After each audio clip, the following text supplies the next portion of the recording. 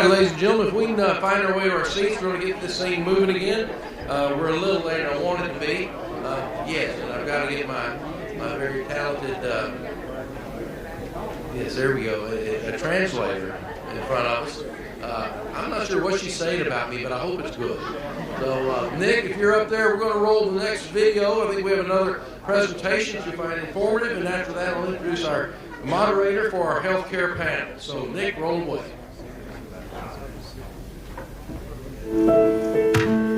I grew up in Fort Worth, Texas, which is right outside of Dallas, and basketball has meant everything to me. Growing up, it's always been like a huge staple in my life. I ended up coming on my visit because I fell in love with the campus. It felt relaxed, like it felt like at home. Being an SFA athlete actually means a lot to me. It just makes me feel like part of my family. I lost my mom on July 1st, 2020. It was my second day on campus. Basketball saved my life, SFA saved my life, because I didn't even know if I wanted to play basketball when I lost my mom, you know? And so SFA just gave me that family, that push that I knew that this is where I was supposed to be, this is what I was supposed to be doing. After losing my mom, my basketball team embraced me like a family. My coaches, they've been amazing. I'm thankful that they helped me get to the person that I am now. I'm positive SFA was the best decision I made. I was at a point in time where I had lost my best friend, you know, but SFA was everything I needed when I needed it. I feel like it's important to support a program like this. You never know if this could be what's saving that person's life.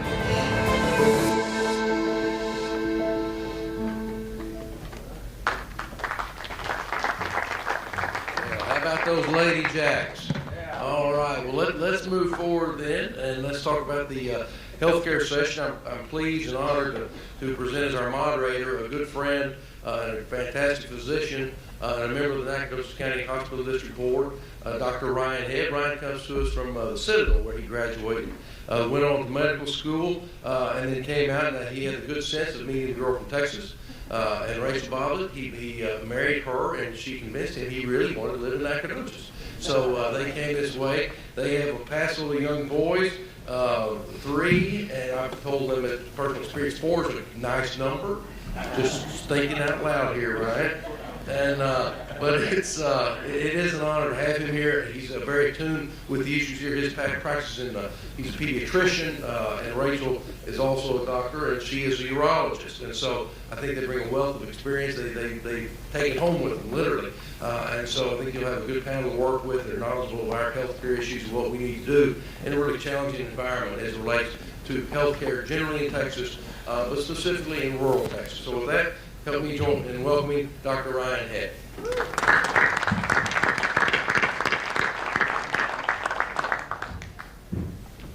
All right, Travis, thank you very much for that kind introduction. Yes, I am Dr. Head, and I am thrilled to be the moderator today. I've had the good fortune of meeting everyone on this panel for the past 24 hours, so we're good friends, and we're going to have a lot of fun.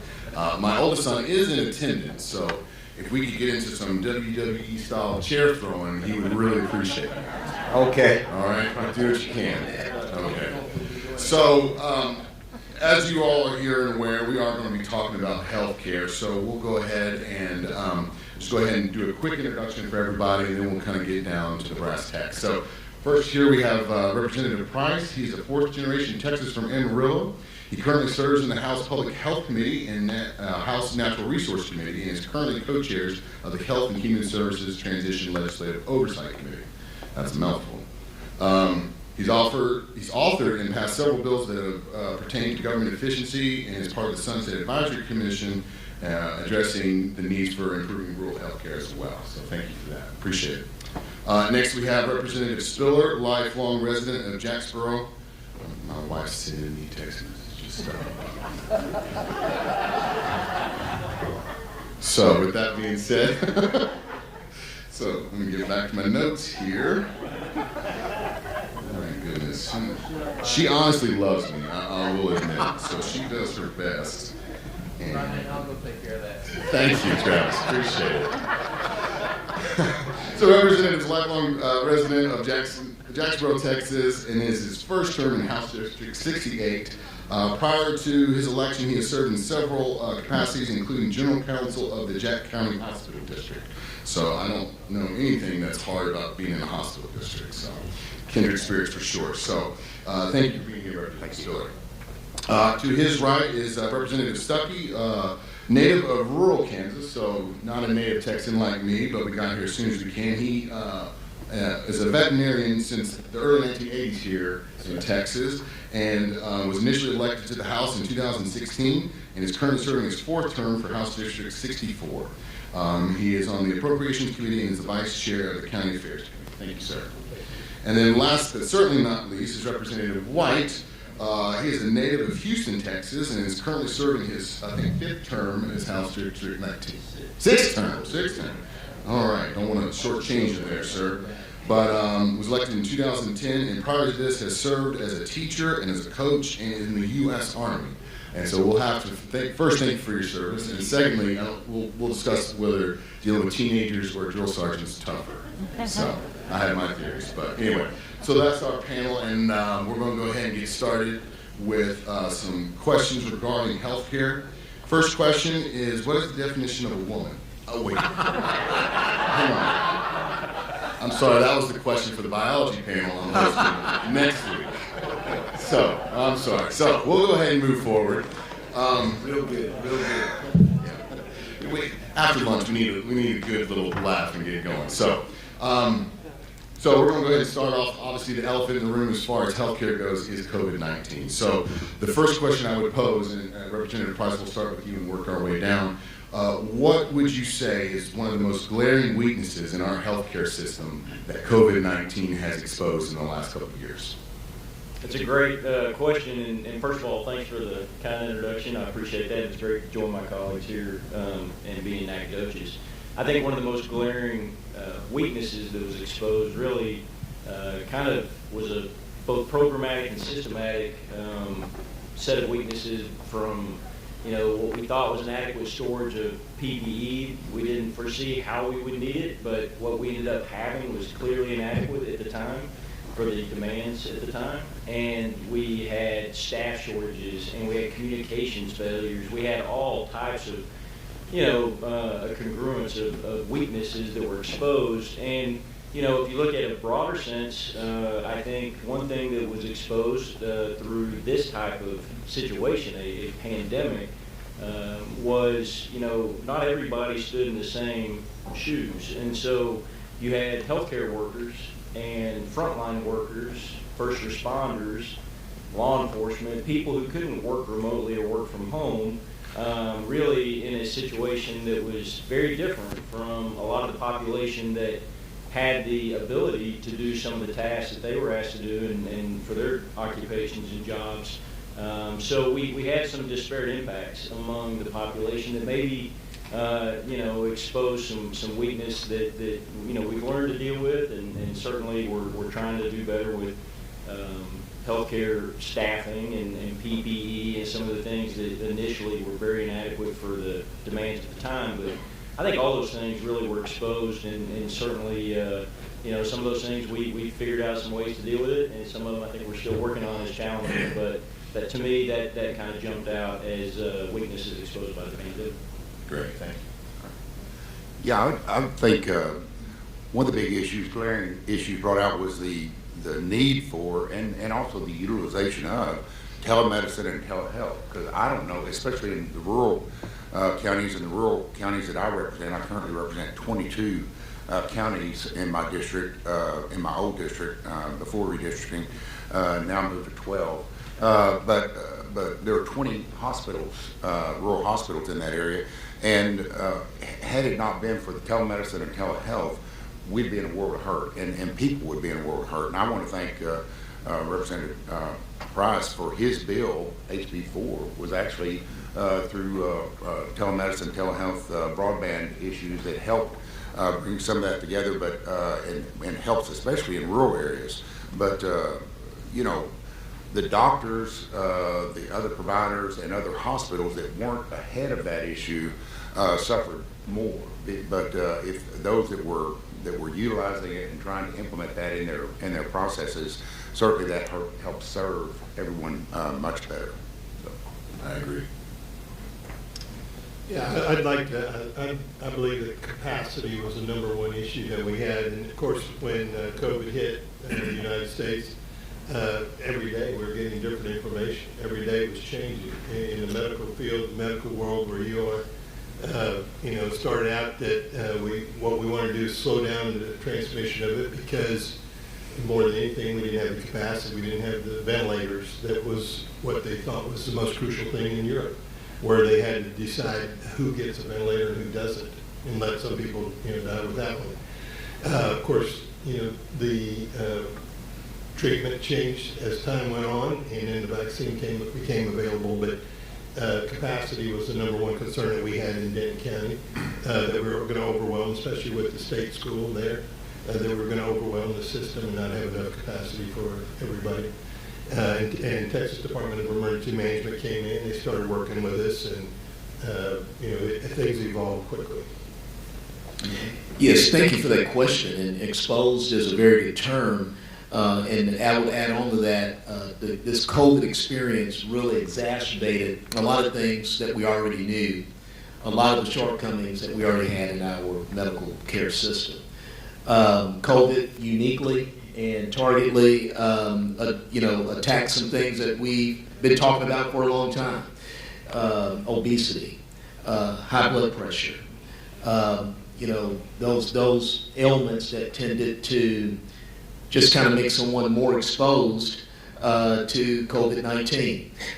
Access, just the number of people, whether they're in rural Texas, a lot in rural Texas, or in urban or suburban areas.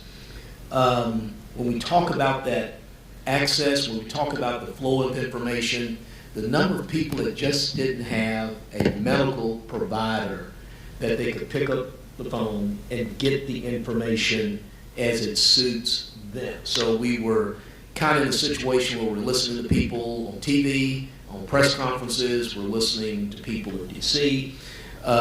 You need a medical provider in Tyler County that you can get on the phone, that's familiar with you, familiar with your health records, and you can get the information. So I think that's a very good term, because it obviously exacerbated a lot of the weaknesses that we've had in the system from years and years. And wrapping up my part of this, I don't know why I was why Travis put me on this panel, but 6 terms in the legislature, all 6 terms. I've been on the House Committee on Corrections.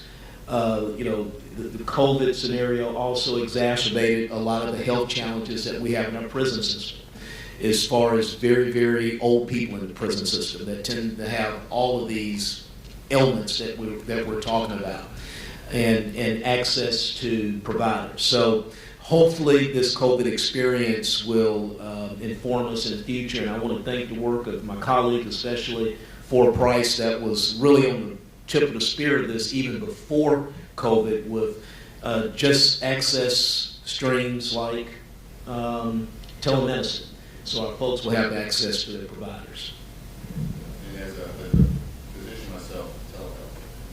I think it's all good.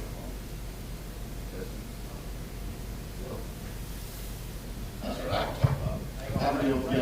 Rachel, turn his microphone on. Rachel, sabotage me again. All right, I appreciate that. Thank you.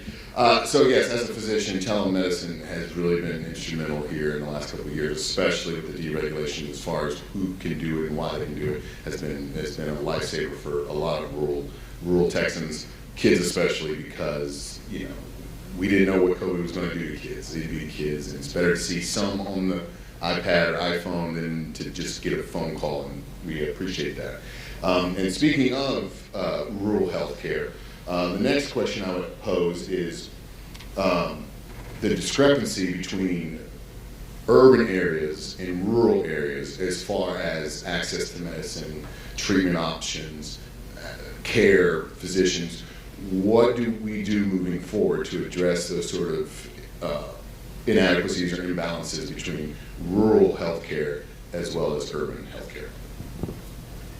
And we'll start with Representative White. Okay, thank you very much. One, and we're doing some of these things in the legislature with medical school loan forgiveness programs. If these young doctors and medical providers decide to come to rural Texas, so having those providers there in our communities. Two, transportation is huge. It's a lot of spatiality in rural Texas. And so, there's no, I would say, mass transit, for example, okay? So those are some challenges that we also have. And so the idea of telemedicine.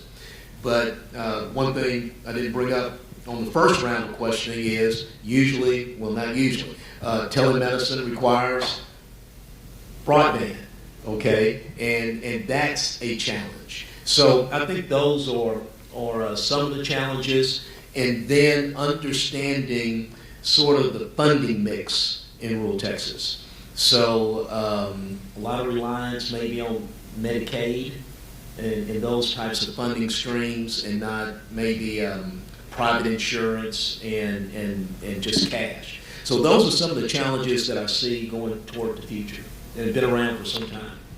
Thank you.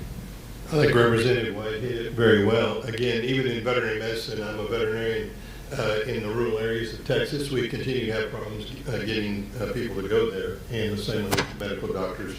And we've seen with our redistricting and the population that basically there's a triangle of all the population in the state of Texas moving within that triangle from just north of Denton down to San Antonio and Houston and back up in that area. And then the rural areas are getting depopulated. So again, the rural broadband, Ashby, I guess didn't make it here, but his HB5 was so important. And then the allowing of telemedicine and human medicine. And trying to give incentive programs to bring those, maybe the new medical doctors to these rural areas and help pay off their loans, et cetera, over a period of time where they'll stay long enough that they'll stay there and not just pay off their loans and leave. And so those are the problems that we have in rural Texas. And I heard it earlier today about somebody who had, I think it was the speaker's son who has allergies real bad, and he used to have to drive a long way to see his allergist, and now they do it all by telemedicine. So there's some things that definitely can be done just as well by telemedicine, so we need to work on that. Okay. Texas leads the nation in many areas. One that we're not very proud of is that Texas leads the nation in hospital closures, in rural hospital closures. And there have been 27 rural hospital closures in Texas since 2010. The last of those was 2020 in Bowie, Texas, in Montague County, which is actually in my district. In fact, we're working with them now with where we've expanded at the hospital that I work with in Jacksboro for our health system, where we operate 4 rural health clinics, one of those in that area and in that county. So you have to first understand, when you compare the two, the difference between the economies of scale with a urban hospital versus a rural hospital. It's a lot to deal with transportation and a lot to deal with economics, and you have more people, as y'all discussed, that are economically disadvantaged. There are more that are under Medicaid and so forth, which doesn't pay as well. But you also you have issues where, if you have a hospital that has 100 or 200 or 300 beds, operates a lot differently than a hospital that maybe has 10 to 15 beds. And so it's much more difficult. One of the areas that is primarily we're dealing with now in the rural counties is contracts, because a lot of contracts, and many of you may know this, that larger hospital systems will have a contract based on their charge master that they update and provide, that will say a percent of bill charges contract, where they say they'll be on a 60% percent of bill charges, where they will bill and the insurance company will pay them 60 cents on the dollar on what they bill, and what's approved, subject to deductibles and other type of things. Those contracts are pretty much universal, still are in larger hospital districts, but the contracts that are being offered to rural hospitals right now are not percentage bill charges contracts. They are fee contracts and set amounts that in some instances are less than Medicaid, and they're based on factors and ratios. We recently had one offered to us. We declined, but offered to us that said, you need to adopt this contract. And to do that, we literally would have to hire a full-time person on staff just to deal with payments on that contract just for that carrier, just for that particular company. I mean, there's 5 different companies besides Medicaid that we deal with. We would have to have somebody different for each one of those, and it's just not feasible. And the problem is that many times payments are being denied, payments are being delayed, and then the remedies that you have are more costly than the difference. And so those are the type of things that are being proposed to rural hospitals that are just devastating to them, because you're forced with having to make a decision. Do you take this contract, which is less than Medicaid? Because in years past you'd say, well, you know, we don't really like Medicaid, but we like the other stuff. But Medicaid now, it's like, look, give me Medicaid. At least I get paid. I know what I'm going to get paid, and I get that, and we can survive on that. Do you take that, or do you run the risk of being out of network? And if you're out of network, that's a whole different process and a different game. So those are some of the struggles on the front lines of rural hospitals right now. Great, thank you. You know, if the legislature reflected the members of this panel, this would be less of an issue. There would be less of a challenge, because every member of this panel operates and lives and represents rural parts of the state of Texas. The state is becoming more urbanized. You all know that, with 30 million people in the state of Texas. Most of them now are concentrated in the I-35 corridor. Austin, Houston, Dallas, San Antonio, you know, locations where there are a lot of people, a lot of big health systems and hospitals. And as an afterthought in many discussions, you have a decreasing number of House and Senate members who actually represent rural areas and can advocate effectively for the challenges that a rural hospital may face. And so we have seen closures. Now, the good news is that we have increased, or at least we have recognized and increased funding based on the distinctions between rural hospitals and more urban, large hospital systems. We recognized in the last 2 legislative sessions that, you know, the patient mix is different in a rural hospital. Primarily, you get folks showing up to the ER that are not insured at all, or primarily Medicaid, that maybe are going to the ER for the flu or something that you wouldn't typically go to the ER for if you had better options or access to a bigger system. And so they're getting the highest cost care in the least efficient way.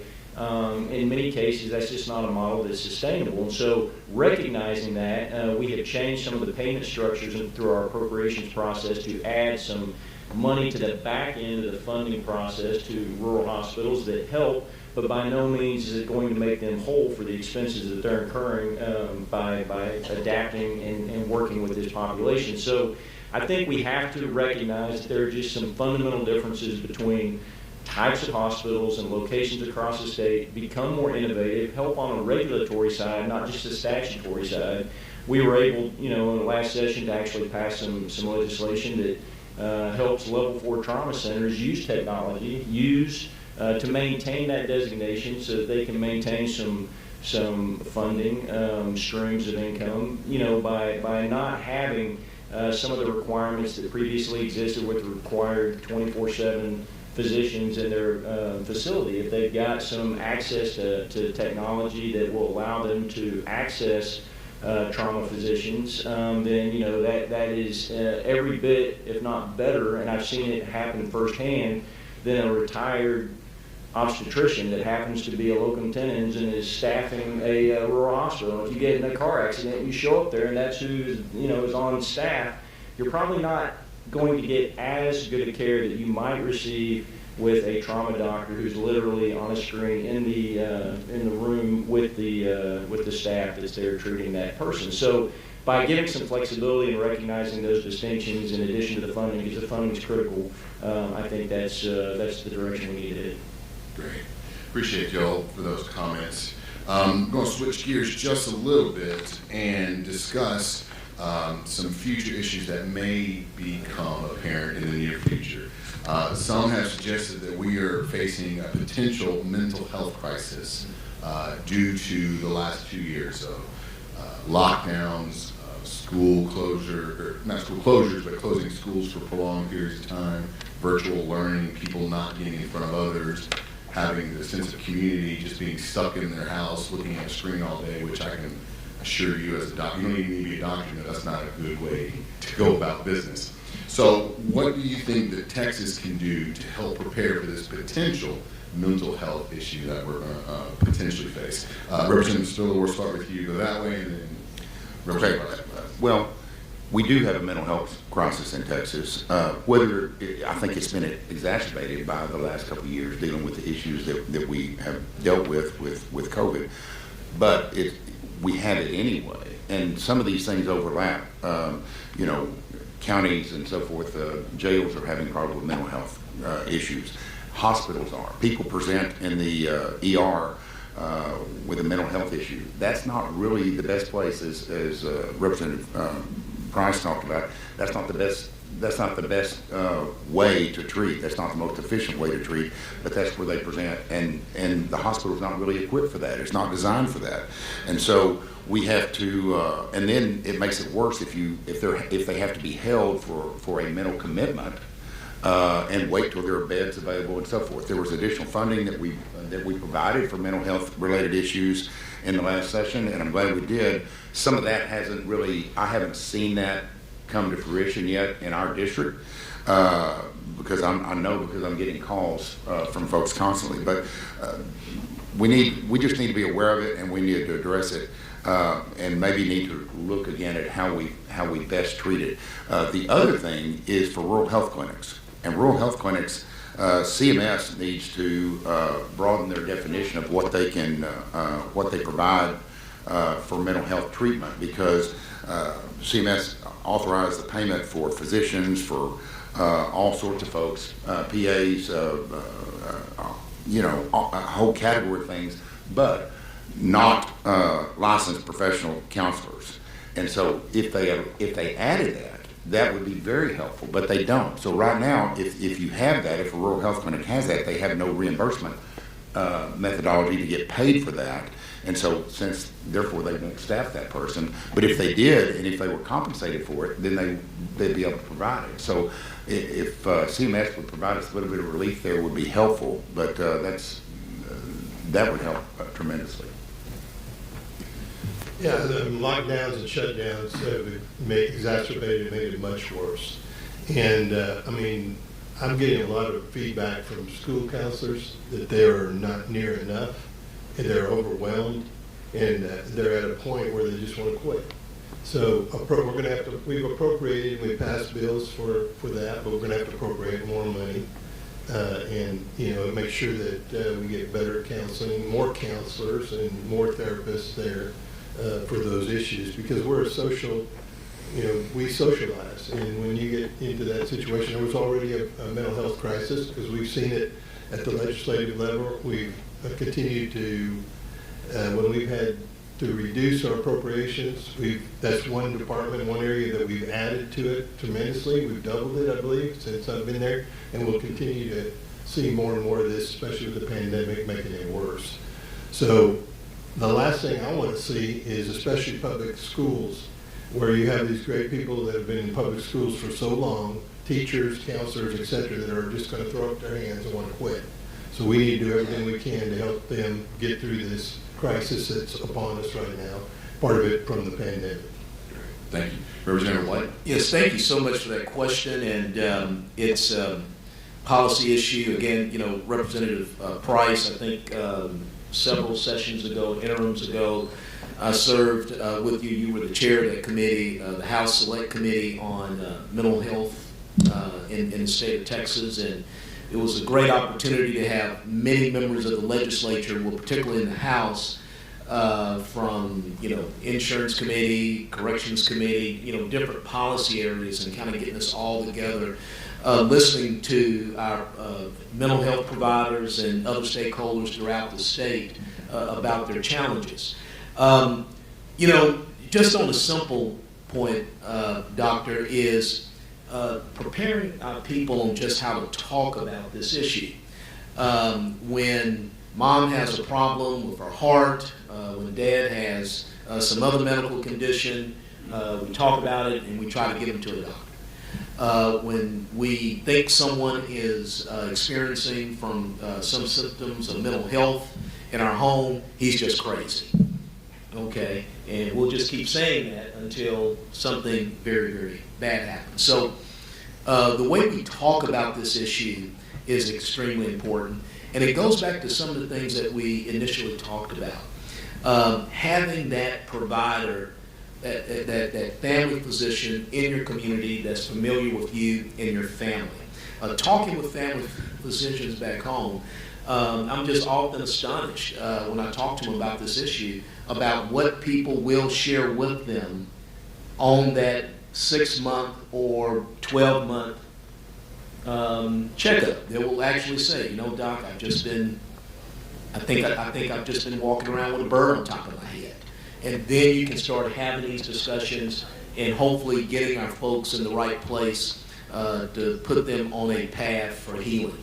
So saying that, something I didn't bring up on my first round is, I don't know if we have any medical doctors out there, but when we talk about having those highly trained providers in our community working with us regularly on our health, medical issues, our mental health issues, the licensure.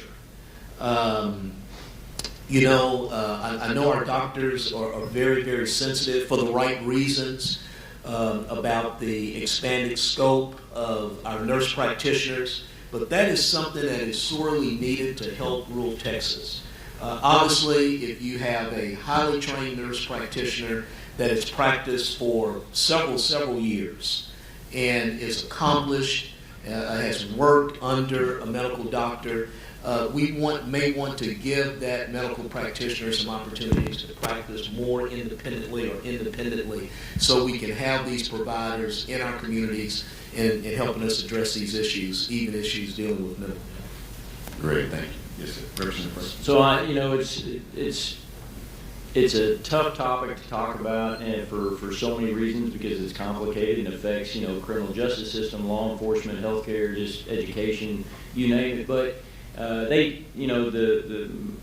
my fellow House members covered a lot of the territory about some of the challenges, but I want to remind people about some of the good things that we have actually accomplished that I think are forgotten sometimes, especially in communities. You get bogged down in what's addressing your immediate needs, whether it's your county jail's full, you don't have a hospital bed available, you can't find adequate transportation to a state facility, even if their bed is available there. Those are all real problems, but the things that I think have changed in the last probably 8 to 10 years in Texas in a very positive way is discussions like this are happening with much more frequency. The stigma is being reduced across the state with regard to mental health care. We have passed legislation to make parity in mental health care and treatment available, not just for federal plans, but for state plans, which is a big deal for coverage purposes, and to get folks treated. We have the Department of Insurance now training folks about that. We have an ombudsman for folks to navigate their healthcare system when they feel like they're not getting adequate mental health treatment in the state of Texas, or if the coverage is not being provided the way it should be provided. Those are all very positive things. We passed legislation to provide mental health first aid. We passed legislation to make sure that students have resources available to them across the state, and that teachers get continuing education treatment, and we just actually broadened the discussion tremendously. And we are improving our state hospitals. We're appropriating more money session over session to address some of the very challenges that were discussed on this panel. And then lastly, I think what is great about the state of Texas, it's good and bad. It's great in the sense that we have so many resources here and we're so big. That makes it really challenging to have a one-size-fits-all sort of solution to mental health problems affect everybody from Nacogdoches to El Paso to Amarillo down to South Padre Island and things like that. Because everybody's community has different challenges. They all look very different. And so we did pass legislation several sessions ago to create veterans grants that are just directed towards veterans So if you have a family member or a veteran in your community that needs help, there are resources available just for veterans that the state of Texas provides. Also family grants. We've got collaborative grants, community collaborative grants. We've got House Bill 13 that passed 2 sessions ago, which allows a nonprofit to partner with the local mental health authority. Or it could be a community college, or anybody in a community that can partner with the LMHA there can reach out to the state, and you have to actually raise less for the match in a rural community than you do in an urban community.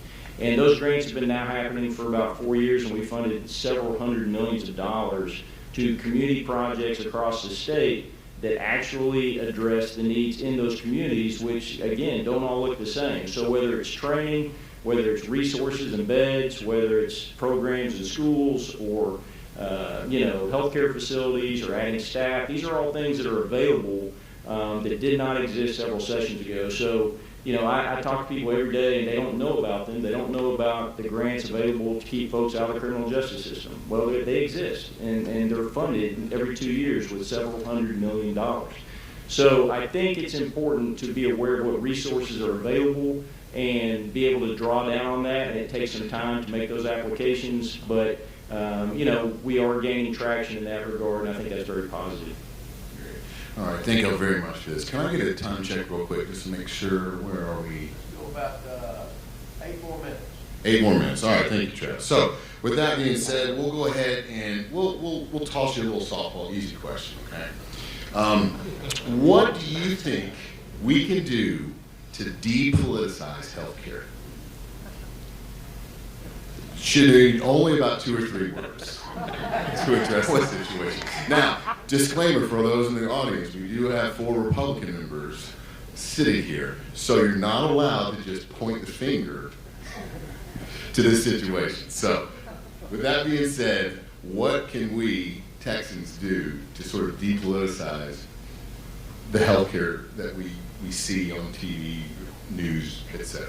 So, with that very easy softball question, I'll turn to you, Representative Stuckey. Great, thank you. Well, I feel like I've never looked at healthcare as a political issue. I mean, I think Texas is unique in so many different ways, and you talked about the biggest this and biggest that. We're the 9th largest economy in the world, but again, I think everybody here and everybody, whether we had Democrats here, all want a better outcome and better accessibility. But the bottom line is I think we have to use Texas values and Texas solutions, and we get that by being representatives and senators. And we get information from our constituents, our medical doctors, and other people on what are creative ways that we can do to make a better health care and better accessibility for everybody. Okay. We'll go to Representative Spiller next. I'm not. Oh, we lost you. We lost you there. All right. Oh well, we'll get twice the volume. Sure, 8 minutes here. All right. I'll be quick. I am not, and I talked to a lot of providers that want to talk about Medicaid expansion, and I'm not in favor of that. I don't think that's the thing to do short term, and especially not long term for the state of Texas and for our budget. However, there were a lot of things that we did this past session that were bipartisan efforts, and I would be in agreement. There are a lot of things that we can agree on. And I tell some of my folks, look, we may not agree on everything, but there are some things that we can agree on, and there are some solutions that we can work together on. And I know through the speaker we had it was Healthy Families, Healthy Texans program. There were a number of bills that help reduce costs, provide better access to people, provide better coverage, extending coverage.